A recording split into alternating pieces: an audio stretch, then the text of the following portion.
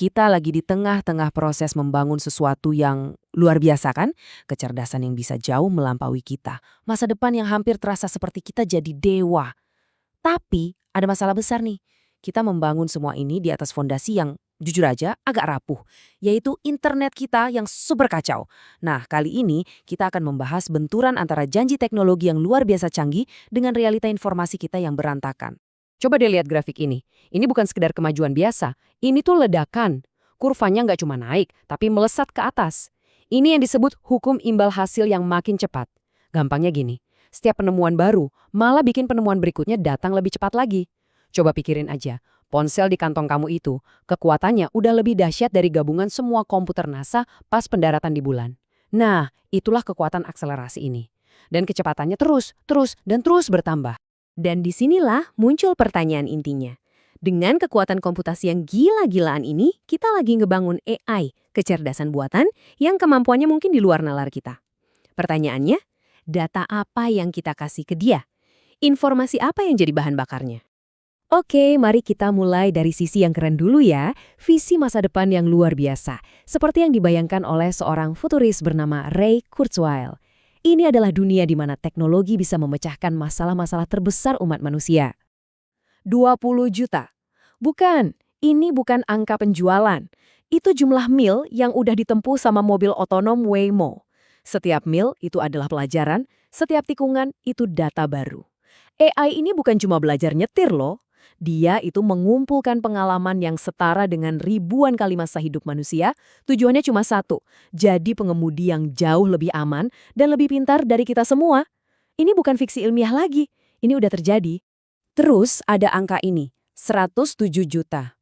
Cuma dalam hitungan jam, AI berhasil memilah 107 juta senyawa kimia buat nemuin antibiotik baru yang super kuat. Bayangin deh, tim ilmuwan paling jenius di dunia pun, seumur hidup mereka nggak akan sanggup ngerjain ini. AI beres sebelum jam makan siang. Skalanya itu benar-benar udah di luar jangkauan manusia. Dan ini bukan cuma soal angka-angka gede doang. AI sekarang itu udah menguasai bidang-bidang yang dulu kita pikir cuma bisa dikerjain manusia. Dia bisa lulus ujian pengacara, bisa ngerancang obat baru, bisa nulis kode komputer, bahkan bisa bikin karya seni. AI bukan lagi sekedar alat bantu, dia udah jadi kolaborator, bahkan pesaing yang kemampuannya bisa ngalahin para ahli.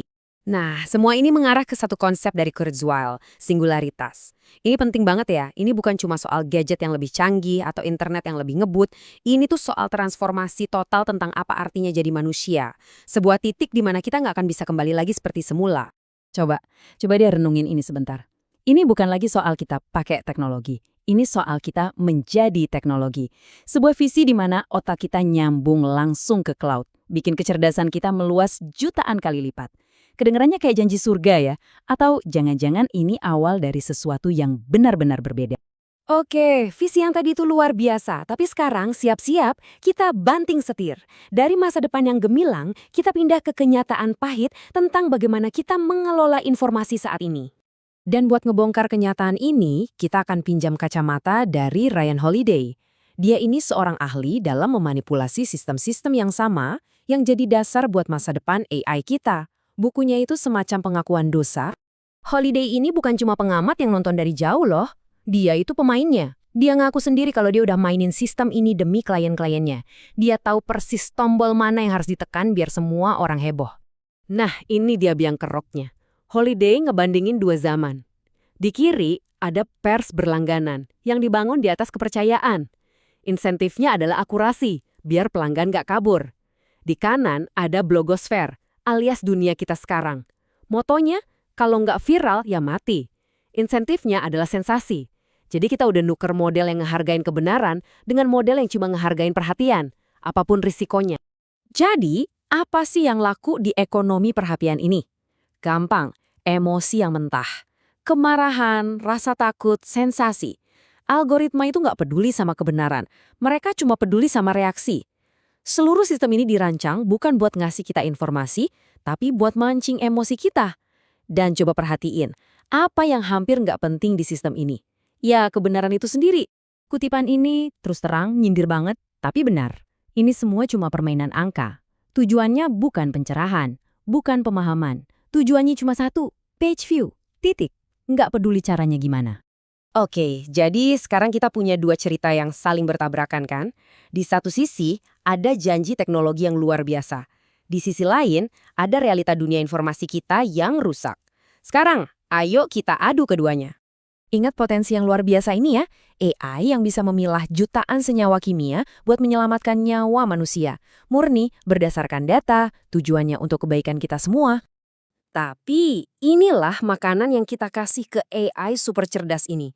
Bukan data lab yang bersih dan steril, tapi lautan informasi yang sengaja dirancang buat bikin kita marah dan terpecah belah. Inilah bahan bakar yang kita tuang ke dalam mesinnya. Dan ini dia visi puncaknya, gabungan sempurna antara otak manusia dan mesin. Akses instan ke semua kebijaksanaan yang pernah dikumpulkan oleh spesies kita selama ribuan tahun. Tapi inilah kebijaksanaan yang akan kita sambungkan ke otak kita. Bukan perpustakaan pengetahuan manusia yang agung, tapi sebuah ruang gema yang isinya cuma konten-konten paling ekstrim dan memecah belah. Jurang antara apa yang bisa kita bangun dengan apa yang kita hargai itu dalam dan berbahaya. Nah, semua ini membawa kita ke paradoks utama di zaman kita. Kita sedang menciptakan kekuatan terbesar dalam sejarah manusia. Tapi, apa yang kita ajarkan padanya? Biar lebih jelas, intinya begini.